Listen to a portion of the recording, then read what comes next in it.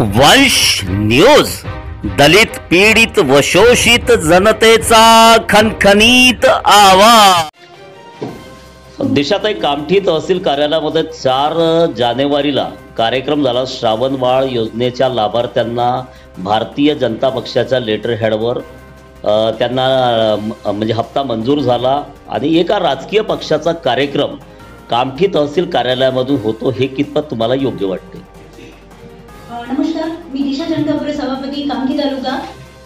मला एक म्हणायचं आहे की 4 जानेवारीला जो कार्यक्रम केला आहे पक्षाच्या वतीने केलेला आहे, तर संजय गांधी निराधार योजना, श्रावणबाळ निराधार योजना ह्या शासकीय योजना आहेत आणि शासन याच्यावर पैसे खर्च करतो। राष्ट्रीय कुटुंब लाभार्थी योजनेचा लाभ हा गेल्या 2 वर्षापासून रखडलेला होता।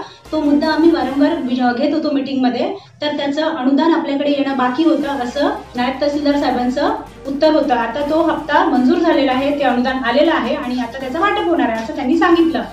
पण 4 जानेवारीला जे राष्ट्रीय कुटुंब लाभार्थी योजनेचा जो लाभ आहे ते त्या समितीवर असणारे सदस्य आणि संजय गांधी निराधार समितीवर असणारे सदस्य आणि कामठी महोदय विधानसभाचे आमदार सन्माननीय टेकचंदजी सावरकर साहेब यांच्या उपस्थितीत झाला।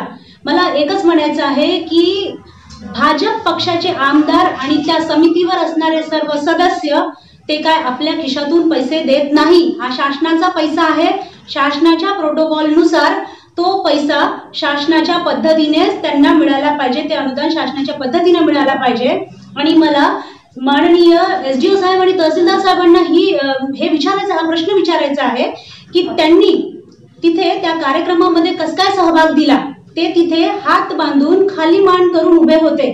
मला तर आता असं वाटून राहिलंय की ते शासन पगार जो देतो तो त्यांना पुरत नसावा, भाजपा पक्ष त्यांना पगार देतोय, त्या पगारावर ते काम करून राहिले। म्हणून हे भाजपाचे जे आहे स्थानिक आमदार आणि ते सदस्य त्यांनी त्यांच्या लेटर हेडवर त्या लाभार्थ्यांना दिलेलं आहे अभिनंदन पत्र की आम्ही तुमचा हप्ता मंजूर करून दिलेला आहे, याचा आम्ही जाहीर निषेध करतो। मला एकच सांगायचं आहे की कुठलाही पक्ष असो, त्याला जर कार्यक्रम करायचा आहे तर त्यांनी शासकीय इमारतीच्या प्रिमायसेस मध्ये करायला नको। शासकीय इमारतीमध्ये जे कार्यक्रम आहेत ते शासकीय दृष्टीने शासकीय प्रोटोकॉल नुसारच व्हायला पाहिजे। तर मला त्यांना एकच प्रश्न विचारायचा आहे की तुम्ही जर हे तुमच्या भाजपच्या लेटर हेडवर जर तुम्ही लाभार्थ्याला अभिनंदन पत्र तुम्ही दिलेलं आहे, तर तुम्ही स्वतःच्या खिशातून त्यांना ते अनुदान दिलेलं आहे का? तुमच्या घरचे पैसे तुम्ही दिले आहे का? शासनाचे पैसे आहे, शासकीय पद्धतीनेच ते द्यायला पाहिजे होते। आणि शासकीय इमारतीमध्ये जर तुम्ही देत आहे तर तहसीलदार आणि एसडीओ तिथे काय करत होते? म्हणजे हे त्यांची दलाली करत होते का? मला हे म्हणायचं आहे। आणि त्यातल्या त्यात मी आता याची कंप्लेंट करणार आहे, माननीय सीईओ कडे करणार आहे आणि माननीय कलेक्टर साहेबांकडे सुद्धा करणार आहे की त्यांनी या पद्धतीचे कार्यक्रम आपल्या शासकीय इमारतीमध्ये कसे काय राबवले।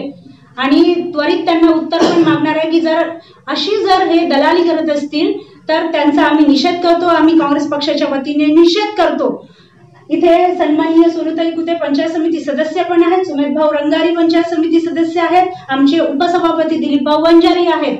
आणि असं मी काँग्रेस पक्षाच्या वतीने निषेध करते, इतकंच नाही पण मला एकच फक्त त्यांना उत्तर विचारायचं आहे की शासकीय कार्यक्रम हे शासकीय इमारतीत होतात, तिथे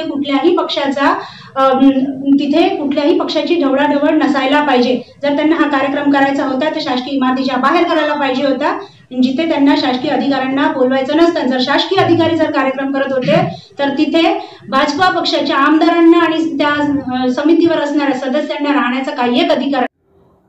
दिशाताई, दुसरा प्रश्न त्यालाच लागून आहे की पंचायत समितीच्या तुमच्या एका कर्मचाऱ्याला, अधिकाऱ्याला तहसीलदार कामठी यांनी अपमानित केलेला आहे, उद्धट भाषेमध्ये बोललेले आहेत आणि त्यांना शिवीगाळ केलेली आहे। या संदर्भात तुम्ही काय आता तक्रार करणार आहात? आत्ताच थोड्या वेळापूर्वी पंचायत समितीच्या अधिकाऱ्यांनी माझ्याकडे तक्रार केली की मॅडम, शासकीय कार्यक्रम होता, काही कामानिमित्त आम्हाला बोलावण्यात आलं, आम्ही तिथे गेलो, पण माननीय तहसीलदार साहेबांनी आम्हाला शिवीगाळ केली आणि सरळ त्यांनी म्हटलं की गेट आउट, मी तुम्हाला इलेक्शन मध्ये पाहून घेईल। तर मला तहसीलदार साहेबांना हे विचारायचं आहे की तुम्ही त्यांना काय पाहणार आहे? त्यांना रागवण्याचा, त्यांच्याकडून काम करून घेण्याचा अधिकार हा पंचायत समितीच्या गटविकास अधिकाऱ्याला आहे। तहसीलदारांना नाही, तहसील आणि पंचायत समिती समन्वयाने काम करण्यासाठी बनलेली यंत्रणा आहे.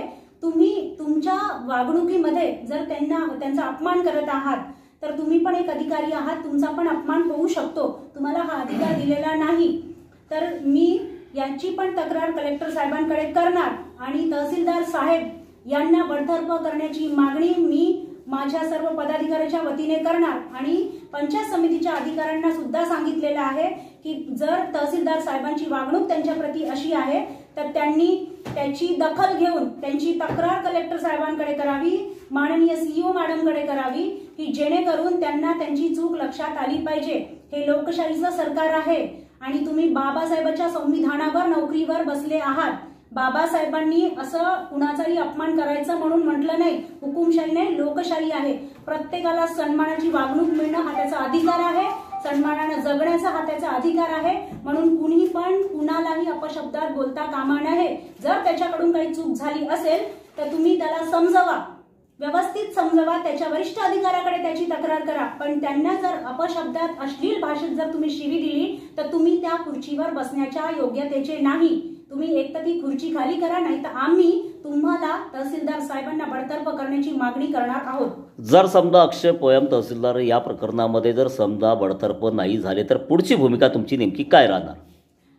जर आमच्या या मागणीवर तहसीलदार साहेब अक्षय पोयम साहेबांचं जर असंच वर्तन सुरू राहिलं आणि आमच्या या मागणीवर, त्यांना बडतर्फ करण्याच्या मागणीवर जर शासनाने काहीच पाऊल उचललं नाही तर मी माझ्या संपूर्ण पदाधिकाऱ्याच्या वतीने आणि कामठी पंचायत समितीच्या अधिकाऱ्याच्या वतीने मी तिथे आंदोलन करणार आणि तिथे ठिय्या आंदोलन करणार जोपर्यंत ते जबाब देणार नाही आम्हाला की असल्या प्रकारच्या अश्लील भाषेत शिव्या का बरं त्यांनी दिल्या, त्यांची काय चुकी होती. जोपर्यंत ते उत्तर देणार नाही तोपर्यंत मी हा मुद्दा लावून धरणार आणि तिथे मी आंदोलन करणार. आमचा व्हिडिओ जास्तीत जास्त लाईक करा, शेअर करा आणि आमचे YouTube चॅनल सबस्क्राईब करा. धन्यवाद.